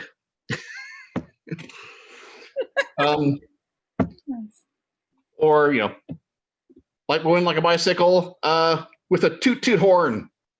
Anything. We just keep going with weird and stupid and usually devolving levels of immaturity as we go on, but it's fun. So here's a question for you. Oh, yes. Sorry. Go ahead, so, Bobby. This is social engineering, right? So it's a good way, it's an excellent way, especially doing it online, to get people to forget not to give personal information. Yes, it is. Wallabies could come from anywhere. You are totally not from Australia. I don't know. I mean, they were random words. Yeah, they're random. Random words, yep. Yeah. And that's okay. If I am trying to get my way past a security guard and he says something I'm completely unprepared for, I give an answer that doesn't make sense and I act like I mean it and it makes sense and it does because I believe it. Okay. Go on. Whatever. Won't always work, but the more you get used to believing the crap you say, the more people will get used to believing it too. And that's the thing, confidence. Yeah. Mm-hmm. Authority. Showing authority. Even sometimes the confidence to say, okay, never mind. And you start walking away, they're like, wait, hold on. Yep. Gotcha. Yep. And that was going to be our closer exercise game. I have some more content, but any questions that we have not gotten to yet, Dieter? There is a question, how much are they? But was that for the books? No, that was for the those invisible balls that you guys were throwing around. Oh, yeah. I was just asking what the price was. They're the only ones I have, so they're kind of priceless to me. They have sentimental value. I would hate to lose my invisible white ball. I see, okay. But I'm sure if you go to local market for invisible balls, you can find your own. Thank you. Or if you can't afford store-bought, then you can make your own too. That's fine. We should open a shop for invisible balls. Yeah, but that could that could go really south. I think all of us should sponsor our. Yes. I mean, at least below the belt. Yeah. Oh. I did a Bible belts if TV it's interview one US. time about improv and social engineering, and I was throwing invisible balls to the host and the crew. You know, so I throw an invisible ball to the camera guy who would then throw it back. It was pretty funny. Well, were you saying something as well? Well, I said that could go below the belt, Bible belts if it's in the US, but you know. Yep. South. Yes. Well, actually, on that note, let's see. Can we close just back to speaker view? Just a big me again. I that's did Curtis. it for myself, but okay. Then I guess maybe if I go back to share my screen again.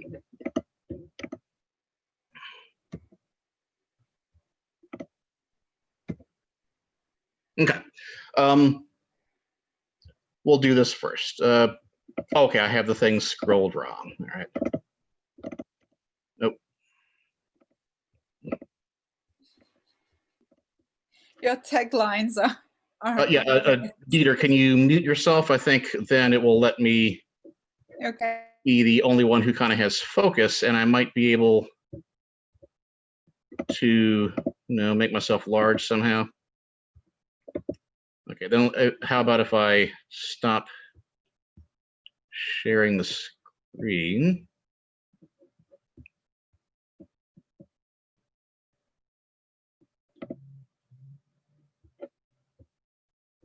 That's how I start. Where do I stop it?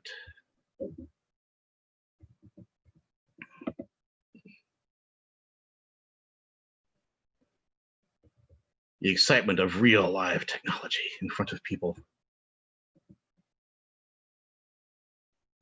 Yeah, this is why we learn how to get comfortable with being uncomfortable. The other guiding principle, okay, now I got it, of improv. And we might be able to find, there we go. Can people see me big now? I can. I guess that's all that matters. So I wanted to show you a few props like I did with some of the books. First, some of the things that I am a part of to help me with my social engineering, my improv, my technology, my creativity, all of that. One is mental health hackers. We go to DEF CON, DerbyCon, places like that, security conferences, and promote mental health topics. A couple days ago, I gave a talk about imposter syndrome, how we can deal with that. That's the belief that somehow I don't belong, I'm not good enough, they're going to find me out, I'm a fraud.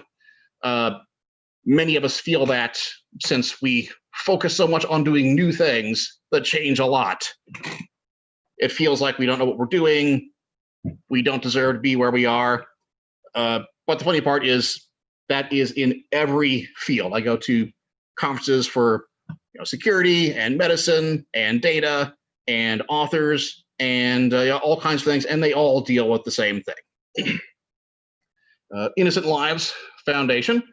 A lot of folks on the call know about them. They are a group of OSINT hackers. Basically, they use their tech skills to find people online who do naughty stuff with kids and turn them into the authorities. Great work. I would hate to look at some of the things they look at on a day-to-day basis. Vex Robotics. The World Championship used to be here in Louisville, where you'd have almost 2,000 teams from 50 or so countries of high school kids putting their robots against other high school kids' robots. Not in a combat, more in a useful contest. Which robot can stack things the fastest or push this thing over here. Things will come in use. And it's not a matter of which team or school has the most money or backing or anything, because everybody has the same stuff. It reminds me of the Pinewood Derby in Boy Scouts. If any of you are familiar with that, you all get the same little block of wood and some pieces, and you roll the same stuff down the track. It's just a matter of how I build it, decorate it, or in the case of robots, train it, things like that. It's amazing. They even would show the finals on ESPN and stuff like that, because you've got 30, 40, 50,000 people in a stadium watching these robots compete with each other. Codapalooza, a software conference here in Louisville. I've spent a lot of time as a software developer in my career, and I think I've spoken at every Codapalooza that there has been. Warp Zone is a local video game programmer collective. So people who want to start their own video game companies around town, 1, 2, 3, 4-man, whatever, they can share an office and resources. It's a lot cheaper than trying to get a place on your own, and share ideas, contacts, technology, and make cool games and things. Orcs, the Ohio River Cosplay Society. People who dress in funny costumes because it's fun to dress like Darth Vader or Sailor Moon or a monster, whatever it is. I have fun with it. I don't have any of my homemade costumes here because they tend to be larger and more bulky and take more time to put on. But here are some that I like to have fun with. It's nice to put my my COVID mask on top of this when I go out. So you've got your Friday the 13th killer who is very careful about social contact. And years ago, I also picked up my luchador chicken, El Pollo Loco, the Mexican wrestling chicken. This is not one I made myself, but it is a hoot to wear around. Some of the other costumes that I'm, probably the costume I'm best known for is Mini-Me. I made a short body on the front of my shirt, and my hands come out like, you know, the little arms. I've got, you know, this tiny body is all that I am with fake arms down the side. It's really funny and really disturbing. I am my own Mini-Me and Maxi-Me at the same time. 2 bodies with the same head, or 1.5 bodies, same head. The Zombie Squad from Evil Dead the Musical. Singing dead, or singing, dancing zombies, fun for the whole family. Well, no, not really. Lots of 4-letter words in that one, but it is a bunch of fun. And on the opposite end of the spectrum, the Christian Gamers Guild. Like I said, I set up church services. I'm a part-time amateur preacher, or as I like to call it, I'm a rogue operative for the Lord. And I get to write sermons about zombies and pirates and aliens and fun, weird things that we all love. Forgotten Louisville is a volunteer homeless outreach organization, serving hot meals, giving socks, blankets, things that people need. Nerd Louisville. Nerds of all stripe get together, play games, read comics, watch anime movies, whatever sort of thing it is. At DerbyCon, last year was the final year, but they always have a Hack Your Derby contest to get a derby or bowler hat, decorate it in some way, or make it functional. And you can either do it on site, get a cheap plastic hat there, and whatever's on hand, make something with it, or you just build one throughout the year. And we had hats that would fly, a derby hat drone, one that would pop up like a cuckoo clock and take your picture and tweet it. All kinds of weird things beyond my technical ability. I'm more on the decorative side. Last year, I wasn't really going to enter, but then last minute, I saw a hat Sunday morning before closing ceremony sitting around. So I took my Dave Kennedy shirt, and now I have Dave Kennedy on my mind whenever I want. the one that actually won a contest one year, which got me a ticket into the next one, was using crime scene tape for my thought crime hat. And this was, on site because I just got crime scene tape out of my trunk, like you have. We all have crime scene tape in the trunk. You never know you need it. Made that. They thought it was so funny that I won a ticket next year, which is good because they would usually sell out in 30 seconds or something. So I got a ticket. All right, I know I'm in. Okay, now back to my screen, maybe. All right. And this will be the end. Let me, all right, hide these things. They're not my way. Okay, grew up punk rocker. I had the only orange mohawk in engineering school. Became a DJ. I actually founded the fan club for Men Without Hats, safety dance. We can dance if we want to, back in the 80s.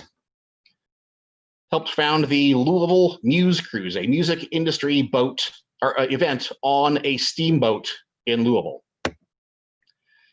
This is the logo for a film company called Team Maybe. The first time I was involved in a film. I actually designed Oriental rugs for a living, of all things.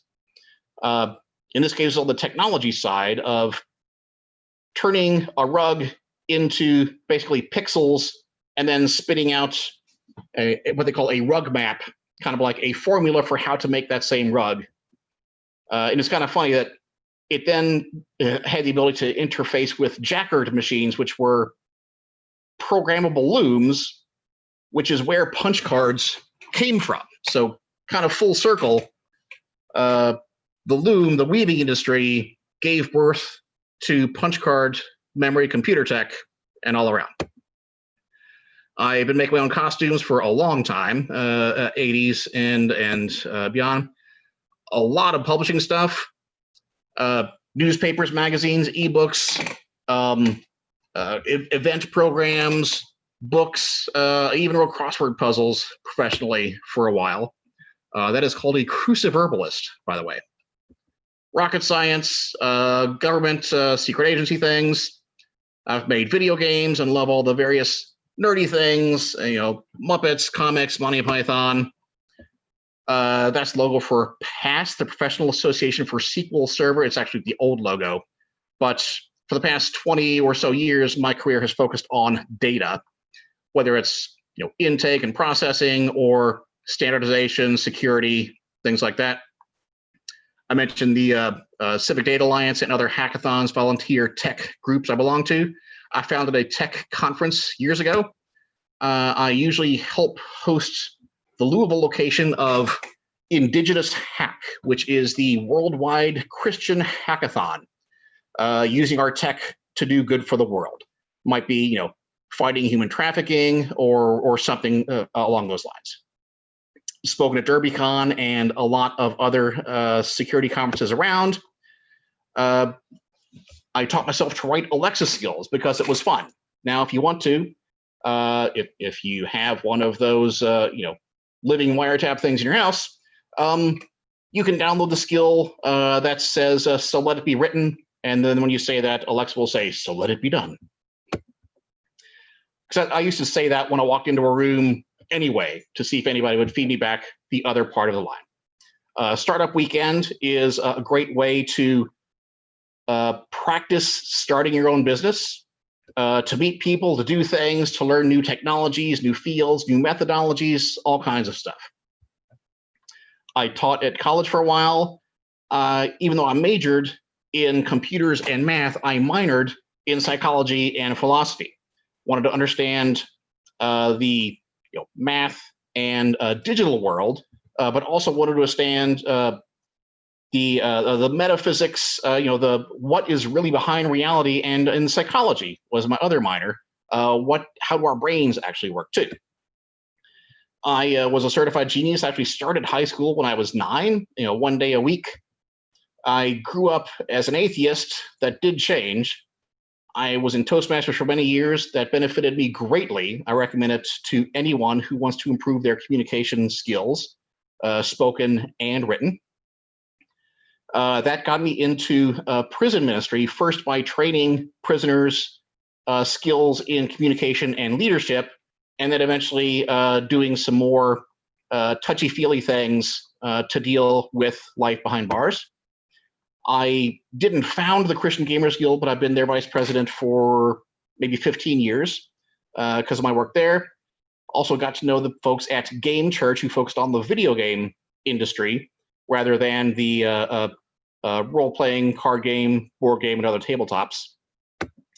Fans for Christ is now defunct, but that was a nice unified church nerd umbrella. The Grave Robbers is another ministry, but they reach out to goths and punks, which also is me. All of these are my people, and I am with them. And now I also teach a class at one of the local megachurches. So my life has gone a lot of ways, and I only show you this to show you that these are some of the many things I can find in common with somebody when I need to establish some rapport. There are things that I can't do. I am no good at any kind of sports, but my son, was a soccer star, had the scholarship and got his karate black belt. That we can always find ways to relate to people, and that is what makes it fun. There are hundreds of aspects to every one of our lives. You've all heard the birthday thing where you get 30 people together, 2 of them are going to have the same birthday. That we all have so much in our lives, the kind of 6 degrees Kevin Bacon sort of thing. Any 2 people are going to have 50 things in common if you just know where to look and what to ask and what to emphasize.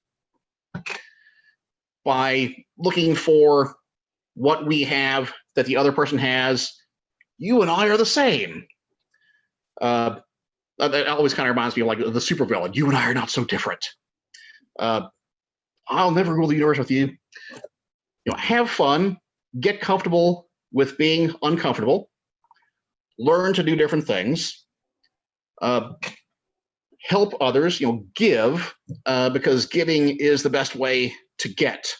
The more I give away, teach, volunteer others, the more my own skills, my contacts, my career, my confidence all go up. That's not the goal. The goal is for me to help others, but karma or the universe, whatever, gives it back as well. Anytime you teach, you learn 10 times as much.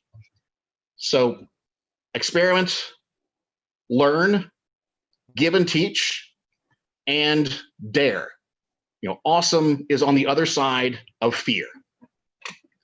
By getting involved, giving of yourself, that is going to improve other people's lives, your life, and the community at large.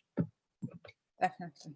Improv is all about communication, creativity, relations, and that's what life is all about too. And that is what drives all of social engineering. And we are out of time, so Dieter, back to you. No, we still have 2 full minutes. Thank you so much. Then we'll take questions or heckling or whatever. Using SE to get an SE job?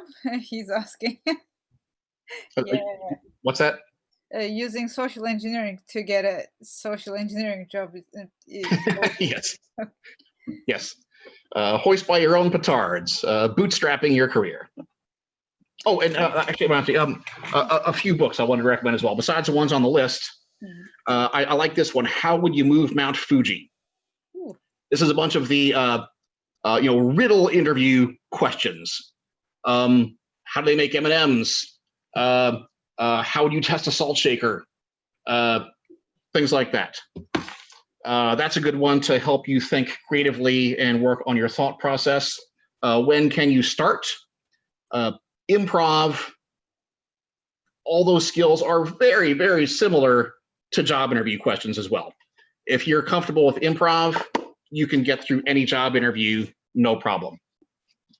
Reality is Broken by Jane McGonigal.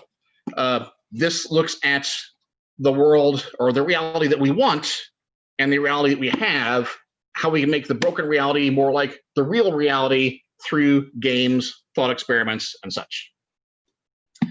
Reality Check from Guy Kawasaki is what they call an irreverent guide to outsmarting, outmanaging, and outmarketing your competition. So use your creativity to get ahead. And the last one is Startup Communities. The entrepreneurial field has many of the same approaches, techniques, problems, and solutions as social engineering and as improv comedy. So those are all great things to get involved in, great communities to be a part of. So I have, I guess, asked and answered my own question. Now the time is actually up. That is correct. Thank you so much again. I really enjoyed this session. Thank you, Dina. I'm definitely gonna use some of the techniques in team meetings when I go back to work. Yeah. They're gonna be confused when you start throwing the white ball. Well, they're used to me being weird, and so I think it will be fine. If anybody wants to reach Dave, he is on our Slack, and he's also on Twitter. Thank you so much. The blog is davemattingly.net, and the Twitter is Dave_Mattingly. That is great. I am going to stop the live stream now.